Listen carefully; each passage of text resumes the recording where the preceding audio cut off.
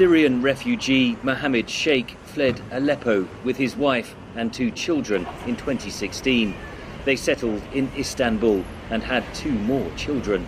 The economic crisis now means life is getting tougher and the family must make difficult decisions.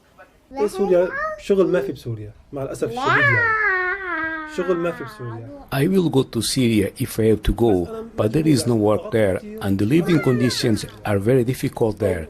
I will try to go to another country if I can. Our landlord treats us well, but in January he will raise the rent to 9,000 Turkish liras and it will be very difficult for us.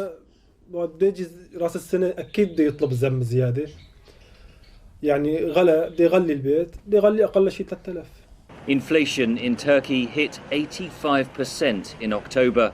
The 3.6 million Syrian refugees in the country are among the most vulnerable.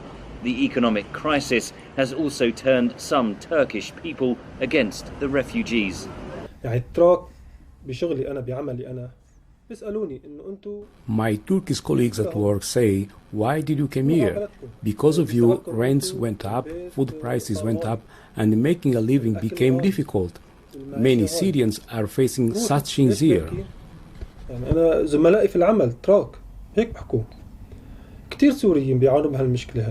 The United Nations says more than 153,000 refugees have returned to Syria from Turkey.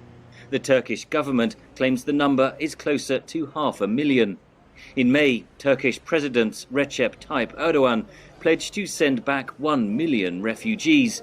He faces a tough re-election in June next year amid Turkey's economic crisis. In the last year especially, the political parties began to criticize Syrian refugees very severely and said, "If we come to the government, we will send Syrians back."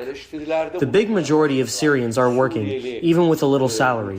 They are working to stay here and make a living. But there are some Syrians who are returning to Syria because of the pressure and physical and verbal attacks on them. Suriyelilerin büyük bölümü çalışıyor. Bunu gördük.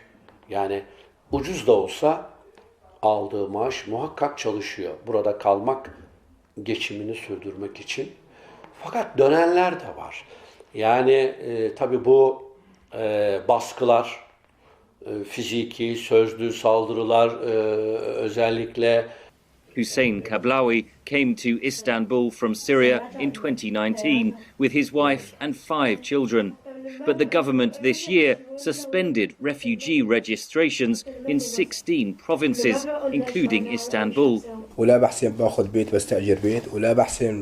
Because we are not registered, we cannot rent an apartment and cannot find a proper job. Because I am not registered here, my documents are not accepted.